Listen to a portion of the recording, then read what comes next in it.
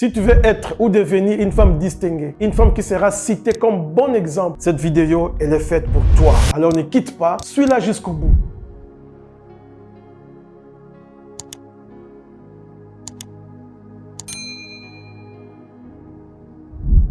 Bonjour, bienvenue dans mon nouveau numéro qui s'intitule « Exerce ton cœur à la sagesse ». En lingala, on dit « Moi si atongaka mbokate, moi si akola kate ». Ça, c'est en lingala. D'ailleurs, c'est quoi le lingala? Le lingala, c'est une langue qui est parlée majoritairement en République démocratique du Congo. Elle est parlée du nord au sud, de l'est à l'ouest. Traduction, ce proverbe veut dire ceci: la femme ne bâtit pas, la femme ne construit pas, la femme ne grandit pas. Est-ce que tu es d'accord avec ça? Moi, je ne suis pas d'accord. Je refuse. Parce que je m'appuie sur la parole de Dieu. Le livre des Proverbes contient beaucoup de sagesse et c'est dans la Bible. Dans son chapitre 14, verset 1er, il est écrit ceci: la femme sage bâtit sa maison, mais la femme insensée la détruit, la renverse de ses propres mains. La question est de savoir aujourd'hui, est-ce que tu es la femme sage ou tu es la femme insensée? Le problème, c'est qu'on a mélangé toutes les femmes. On en a fait toute une idée pour dire que la femme ne construit pas, la femme ne bâtit pas, la femme ne fait rien. Mais c'est complètement faux. La Bible, c'est la parole de Dieu. Elle dit que la femme sage bâtit. Donc la Bible reconnaît à la femme le rôle du bâtisseur. La Bible reconnaît à la femme le rôle de la personne qui construit, qui amasse,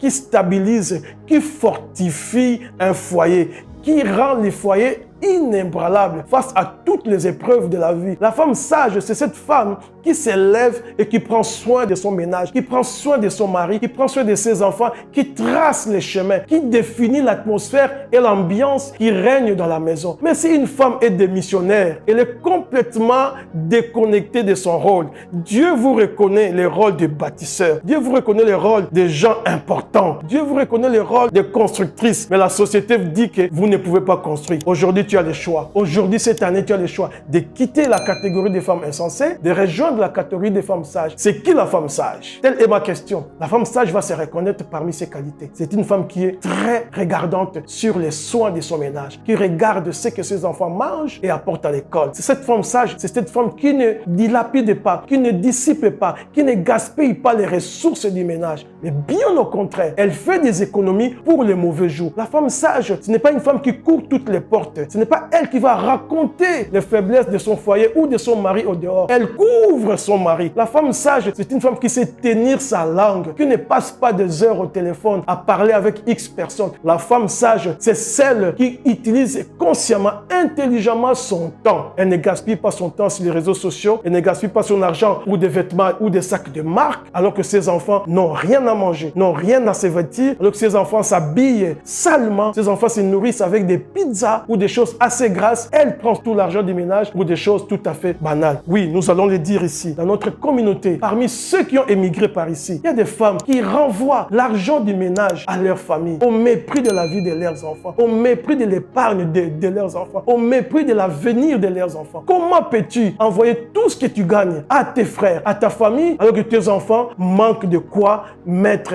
sur leur peau, manquent de quoi préparer pour leur avenir? La femme sage épargne pour ses enfants. La femme sage construit. Elle définit l'atmosphère qui doit régner dans sa maison. La femme sage s'occupe des affaires de son mari, s'occupe des affaires de sa maison. La femme sage, c'est cette femme, en fait, en réalité, qui sécurise sa maison, qui sécurise ses enfants, qui ne vont pas les mettre en rivalité, qui ne va pas les mettre tous en rivalité, qui ne va pas choisir l'un au détriment de l'autre. Tous les enfants sont sous ses ailes et sous sa bonne conduite. La femme sage éclaire les enfants par les conseils. Elle éclaire son mari par les conseils. Elle éclaire tout son entourage par les conseils. La femme sage réunit. Elle ne divise pas. Mais la femme insensée, c'est cette femme. Avec le peu que le mari rapporte, elle va jeter au dehors par des dépenses inutiles. Avec le peu que le mari rapporte, elle va faire des achats qui n'ont rien à voir avec le quotidien de la maison. La femme insensée, c'est cette femme qui parle beaucoup, qui reste des heures sur des réseaux sociaux, qui reste des heures à discuter pour des choses qui n'en valent pas la peine. La femme insensée, c'est cette femme qui ne regarde même pas l'heure en train de tourner pour nourrir et s'occuper de ses enfants. J'aimerais dire à quelqu'un, ce soir, ce matin ou cette nuit, exerce ton cœur à la sagesse. Commence à quitter l'étape de la femme insensée pour rejoindre l'étape ou les camps des femmes sages. Tu seras cité en référence. Les jeunes filles vont s'approcher de toi, prendront des conseils auprès de toi. Que Dieu te garde, que Dieu te bénisse. C'est avec votre humble serviteur, Alain Tandou, les passionnés de Jésus. Rejoignez-nous sur les eaux paisibles de TV et que la sagesse divine devienne un exercice quotidien. Exerce ton cœur à la sagesse au nom de Jésus et je dis Amen. Soyez bénis.